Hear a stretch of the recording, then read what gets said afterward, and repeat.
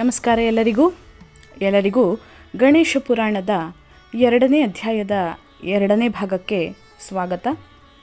ಹಿಂದಿನ ಭಾಗದಲ್ಲಿ ನಾವು ಯಾವ ರೀತಿ ಸೋಮಕಾಂತ ರಾಜನಿಗೆ ಕುಷ್ಠರೋಗ ಇರುವುದು ಗೊತ್ತಾಯಿತು. ಹಾಗೆಯೇ ಆ ಕುಷ್ಠರೋಗ ಅತಿಯಾಗಿ ಗಲತ್ ಕುಷ್ಠಕ್ಕೆ ಮಾರ್ಪಟ್ಟು ಆತ ಮೂರ್ಛಿತನಾಗ್ತಾನೆ ಅನ್ನುವಂಥದ್ದನ್ನು ನೋಡಿದ್ದೇವೆ. ಅದನ್ನು ಮುಂದುವರಿಸ್ತಾ ಮೂರ್ಛಿತನಾದಂತಹ ಮಹಾರಾಜ ಸೋಮಕಾಂತನಿಗೆ ಅಲ್ಲಿರುವಂತಹ ಅನೇಕರು ತಮ್ಮ ಉತ್ತರೀಯಗಳಿಂದ ಗಾಳಿಯನ್ನು ಹಾಕಿ ಆತನನ್ನು ಉಪಚರಿಸಲಿಕ್ಕೆ ಪ್ರಾರಂಭಿಸ್ತಾರೆ. ರಾಜವೈದ್ಯರು ತೀವ್ರ ಪರಿಣಾಮಕಾರಿಗಳಾದ ಚಿಕಿತ್ಸೆಗಳನ್ನು ನಡೆಸ್ತಾರೆ. ಮಂತ್ರ ಚಿಕಿತ್ಸಕರು ಅನೇಕರು ದಿವ್ಯ ಮಂತ್ರಗಳನ್ನು ಪ್ರಯೋಗಿಸಿ ರಾಜನನ್ನು ಉಪಚರಿಸ್ತಾರೆ. ಎಲ್ಲರೂ ಈ ರೀತಿಯಾಗಿ ಯತ್ನಿಸಿ ರಾಜನನ್ನು ಚೇತನಗೊಳಿಸ್ತಾರೆ. ಮಂತ್ರಿ, ವೈದ್ಯ, ಮಾಂತ್ರಿಕ ಮತ್ತು ರಾಣಿ ವಾಸದವರು ಮಾಡಿದ ಅನೇಕ ಬಗೆಯ ಉಪಚಾರಗಳಿಂದ ಸೋಮಕಾಂತ ಮಹಾರಾಜ ಮೂರ್ಛೆಯಿಂದ ಏಳುತ್ತಾನೆ. ರಾಜ ಸ್ವಲ್ಪ ಸಮಾಧಾನವನ್ನು ಹೊಂದಿದ ಮೇಲೆ ಅವನನ್ನು ಕುರಿತು ಅವನ ಮಂತ್ರಿಗಳು ಈ ರೀತಿಯಾಗಿ ಹೇಳ್ತಾರೆ: ಪ್ರಭೋ, ನಿನ್ನ ಅನುಗ್ರಹದಿಂದ ದೇವೇಂದ್ರನಿಗೆ ಲಭಿಸಬಹುದಾದ ಭೋಗ ಭಾಗ್ಯಗಳನ್ನು ನಾವು ಅನುಭವಿಸಿದ್ದೇವೆ. ಈ ಭೋಗಗಳು ಸಾಮಾನ್ಯರಿಗೆ ದೊರೆಯದಂತಹವು. ಇಂತಹ ನಾವು ಈಗ ರಾಜ್ಯದಲ್ಲಿ ನೀನಿಲ್ಲದೆ ಹೇಗೆ ಜೀವಿಸಿರಬಲ್ಲೆವು? ಹೃದಯ ಶೂನ್ಯರಾದ ಕಟುಕರು ಸಹ ತಮ್ಮ ಸ್ವಾಮಿಯನ್ನು ಹೀಗೆ ಬಿಟ್ಟು ಇಷ್ಟ ಭೋಗಗಳನ್ನು ಅನುಭವಿಸಲಾರರು ಅಂತ ಸೋಮಕಾಂತ ರಾಜನಿಗೆ ಹೇಳುತ್ತಾರೆ. ಸೋಮಕಾಂತ ರಾಜ ಒಂದು ಯೋಚನೆಯನ್ನು ಮಾಡಿರ್ತಾನೆ, ತಾನು ಈ ರಾಜ್ಯವನ್ನು ತೊರೆದು ತನ್ನ ಮಗನಿಗೆ ಪಟ್ಟವನ್ನು ಕಟ್ಟುವುದು ಅಂತ. ಅದಕ್ಕೆ ಆತನ ಮಂತ್ರಿಗಳು ಈ ರೀತಿಯಾಗಿ ಹೇಳುತ್ತಾರೆ. ಮುಂದೆ ಹೇಳ್ತಾರೆ ಅವರು: ಕೋಶಾಗಾರದಲ್ಲಿ ಮಿತಿ ಇಲ್ಲದೆ ದ್ರವ್ಯವಿದೆ. ನಿನ್ನ ಮಗನಾದ ಯುವರಾಜ ಹೇಮಕಂಠನಿಗೆ ಅಪರಿಮಿತ ಶಕ್ತಿ ಸಾಹಸಗಳಿವೆ. ಇವನು ಯುದ್ಧ ವಿಶಾರದನಾದವನು. ಆದ್ದರಿಂದ ಈ ರಾಜ್ಯಕ್ಕೆ ಶತ್ರುಗಳಿಂದ ಯಾವ ಭೀತಿಯೂ ತೊಂದರೆಯೂ ಉಂಟಾಗುವಂತೆ ಇಲ್ಲ. ಇವನು ನೀತಿ ಧರ್ಮಶಾಸ್ತ್ರಗಳ ರಹಸ್ಯವನ್ನು ಅರಿತವನಾದ್ದರಿಂದ ಪ್ರಜೆಗಳನ್ನು ತನ್ನ ಮಕ್ಕಳಂತೆ ಸಂರಕ್ಷಿಸಬಲ್ಲನು. ಆದ್ದರಿಂದ ಹೇಮಕಂಠನು ಅಭಿಷಿಕ್ತನಾಗಿ ರಾಜ್ಯವನ್ನು ಮುನ್ನಡೆಸಲಿ. ರಾಜ, ನಾವು ಸುಖ ಭೋಗಗಳಲ್ಲಿ ಆಸಕ್ತಿಯನ್ನು ಬಿಟ್ಟು ಹಿಂದೆ ನಿನ್ನ ಜೊತೆ ಅರಣ್ಯಕ್ಕೆ ಬರಲು ಸಿದ್ಧರಾಗಿದ್ದೇವೆ. ನಮ್ಮನ್ನು ಮಾತ್ರ ಅನಾಥರನ್ನಾಗಿ ಮಾಡಿ ನೀನೊಬ್ಬನೇ ಅರಣ್ಯಕ್ಕೆ ಹೋಗಬೇಡ, ನಾವು ಬರ್ತೇವೆ ಎಂಬುದಾಗಿ ಆತನ ಮಂತ್ರಿಗಳು ಹೇಳ್ತಾರೆ. ಸೂತರು ಮುಂದುವರಿಸ್ತಾ ಹೇಳ್ತಾರೆ: ಆಗ ರಾಜನ ಮಡದಿಯಾದಂತಹ ಸುಧರ್ಮಾದೇವಿ ಈ ರೀತಿಯಾಗಿ ಹೇಳ್ತಾಳೆ: ಪ್ರಧಾನವರಿಯರೇ, ಮಹಾರಾಜನನ್ನು ಸೇವಿಸುವುದಕ್ಕಾಗಿ ಅರಣ್ಯಕ್ಕೆ ಪ್ರಭುವಿನೊಡನೆ ನಾನು ಹೊರಡುವೆನು. ಈ ಕಾರ್ಯಕ್ಕೆ ನಾನೊಬ್ಬಳೇ ಸಾಕು. ನನ್ನ ಮಗನಾದ ಹೇಮಕಂಠನು ಇನ್ನೂ ಚಿಕ್ಕವನು. ರಾಜ್ಯದ ಆಡಳಿತಕ್ಕೆ ಅನುಭವಿಗಳಾದ ಹಿತೈಷಿಗಳ ಸಹಾಯವು ಅತ್ಯವಶ್ಯಕವಾಗಿ ಬೇಕಾಗುವುದು. ಆದ್ದರಿಂದ ನೀವು ಇಲ್ಲಿಯೇ ಇದ್ದು ನನ್ನ ಮಗನಿಗೆ ಸಹಾಯವನ್ನು ಮಾಡಿ ಅಂತ ಸುಧರ್ಮಾದೇವಿ ಹೇಳ್ತಾಳೆ. ಮುಂದುವರಿಸ್ತಾ ಆಕೆ ಹೇಳ್ತಾಳೆ: ಜನ್ಮಾಂತರದಲ್ಲಿ ಆಚರಿಸಿದ ಪುಣ್ಯ ಪಾಪಕರ್ಮಗಳ ಫಲವನ್ನು ಸಂಬಂಧಪಟ್ಟವರು ಮಾತ್ರ ಅನುಭವಿಸಬೇಕೇ ಹೊರತು ಒಬ್ಬರಿಗಾಗಿ ಮತ್ತೊಬ್ಬರು ಈ ಫಲಗಳನ್ನು ಅನುಭವಿಸಲಾಗದು. ಇದೇ ದೈವ ಶಾಸನ. ಹೀಗಿಲ್ಲದಿದ್ದರೆ ಪ್ರಪಂಚದ ನಿಯಮವೇ ತಪ್ಪಿ ಹೋಗುವುದು.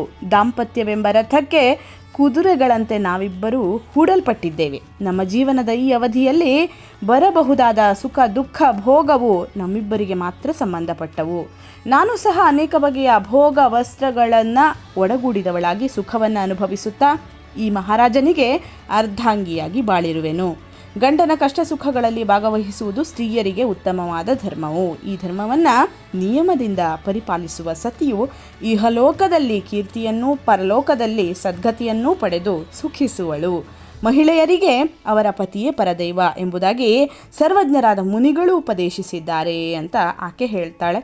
ಅನಂತರ ರಾಜಪುತ್ರನಾದಂತಹ ಹೇಮಕಂಠ ಬಹಳ ದುಃಖಿತನಾಗ್ತಾನೆ. ತನ್ನ ತಂದೆಯನ್ನು ಕುರಿತು ಆತ ಈ ರೀತಿಯಾಗಿ ಹೇಳ್ತಾನೆ: ಓ ರಾಜೇಂದ್ರ, ನೀನೇ ನನಗೆ ಸರ್ವಸ್ವ. ಹೆಂಡತಿ, ರಾಜ್ಯ, ಪ್ರಾಣ ಮತ್ತು ಧನರಾಶಿ ಇವು ಇದ್ದರೂ ನೀನು ರಾಜ್ಯದಲ್ಲಿ ಇಲ್ಲದ ಮೇಲೆ ಅವೆಲ್ಲವೂ ನನ್ನ ಭಾಗಕ್ಕೆ ನಿರರ್ಥಕವಾದವು.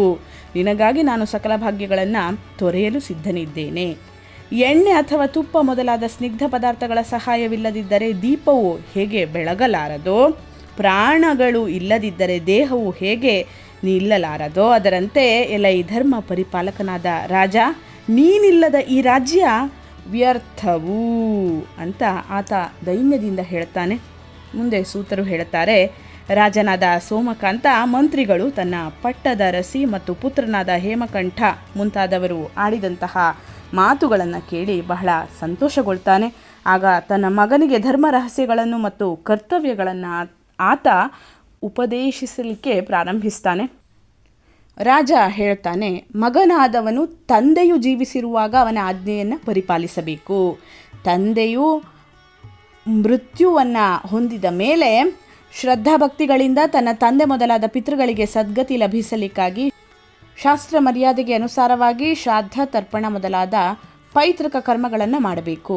ಗಯಾ ಕ್ಷೇತ್ರಕ್ಕೆ ಹೋಗಿ ಶ್ರೀ ವಿಷ್ಣು ಪಾದದಲ್ಲಿ ಪಿತೃಗಳಿಗಾಗಿ ಪಿಂಡಗಳನ್ನು ದಾನ ಮಾಡಬೇಕು. ಇಂಥವನನ್ನೇ ಸುಪುತ್ರನು ಎಂಬುದಾಗಿಯೂ, ಇಂತಹ ಮಗನನ್ನು ಪಡೆದವನನ್ನು ಪುತ್ರಿ ಎಂಬುದಾಗಿಯೂ ತಿಳಿದವರು ಕರೀತಾರೆ.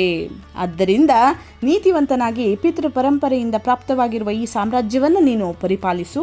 ಮೇಧಾವಿಗಳು, ಅನುಭವಿಗಳು, ರಾಜಭಕ್ತರು ಆದ ಈ ಮಂತ್ರಿಗಳು ನಿನ್ನ ಬೆಂಗಾವಲಿಗೆ ಇರ್ತಾರೆ. ಇವರ ಸಹಾಯ ಸಹಾನುಭೂತಿಗಳನ್ನು ಪಡೆದು ನೀನು ರಾಜ್ಯವನ್ನು ಆಳು. ಇದು ನನ್ನ ಆಜ್ಞೆ ಅಂತ ಹೇಳುತ್ತಾನೆ. ಮುಂದುವರಿಸ್ತಾ, ಧರ್ಮಶಾಸ್ತ್ರಗಳ ಮರ್ಮವನ್ನು ಅರಿತು ಸುನೀತಿಯಿಂದ ಯಾರು ತನ್ನ ಎಲ್ಲ ಪ್ರಜೆಗಳನ್ನು ತೃಪ್ತಿಪಡಿಸುವನೋ ಅವನೇ ನಿಜವಾದ ರಾಜನು ಎನಿಸ್ತಾನೆ. ಯಾವ ಪುತ್ರನು ನಿಯಮದಿಂದ ತನ್ನ ಆಶ್ರಮ ಧರ್ಮಗಳನ್ನು ಪರಿಪಾಲನೆ ಮಾಡಿಕೊಂಡಿದ್ದು ಸತ್ಸಂತತಿಯನ್ನು ಪಡೆದು ತನ್ನ ಪಿತೃಗಳನ್ನು ಪುತ್ ಎಂಬ ನರಕದಿಂದ ಉದ್ಧರಿಸುವನು ಅವನೇ ಪುತ್ರನು ಎನಿಸ್ತಾನೆ. ನನ್ನ ಪ್ರಾಚೀನ ದುಷ್ಕರ್ಮಗಳ ವಿಪಾಕದಿಂದ ನನಗೆ ಈ ಗಲತ್ ಕುಷ್ಠರೋಗ ಪ್ರಾಪ್ತವಾಗಿದೆ. ಇದರಿಂದ ನನ್ನನ್ನು ನೋಡುವವರೆಲ್ಲರೂ ಅಸಹ್ಯ ಪಡುವಂತೆ ಆಗಿರ್ತದೆ. ಇದು ಅಪರಿಹಾರ್ಯವಾದುದು. ಆದ್ದರಿಂದ ಇದಕ್ಕಾಗಿ ಯಾರೂ ಚಿಂತಿಸಿ ದುಃಖಿಸಬೇಕಾಗಿಲ್ಲ. ನನ್ನ ಧರ್ಮಪತ್ನಿಯಾದ ಈ ಸುಧರ್ಮೆಯೊಡನೆ ನಾನು ಅರಣ್ಯಕ್ಕೆ ಹೊರಡ್ತೇನೆ. ಎಲೈ ಸುವ್ರತನೇ, ನನ್ನನ್ನು ಹೋಗಲಿಕ್ಕೆ ಬಿಡು, ತಡೆಯಬೇಡ ಅಂತ ಸೋಮಕಾಂತ ರಾಜ ತನ್ನ ಮಗನಿಗೆ ಹೇಳುತ್ತಾನೆ. ಇಲ್ಲಿಗೆ ಶ್ರೀ ಗಣೇಶ ಪುರಾಣದ ಉಪಾಸನಾ ಖಂಡದ 2ನೇ ಅಧ್ಯಾಯ ಮುಕ್ತಾಯವಾಗ್ತದೆ. ಮುಂದಿನ ಅಧ್ಯಾಯವನ್ನು ಮುಂದಿನ ವಿಡಿಯೋದಲ್ಲಿ ನೋಡೋಣ. ಧನ್ಯವಾದಗಳು. ಲೋಕಾಃ ಸಮಸ್ತಾಃ ಸುಖಿನೋ ಭವಂತು.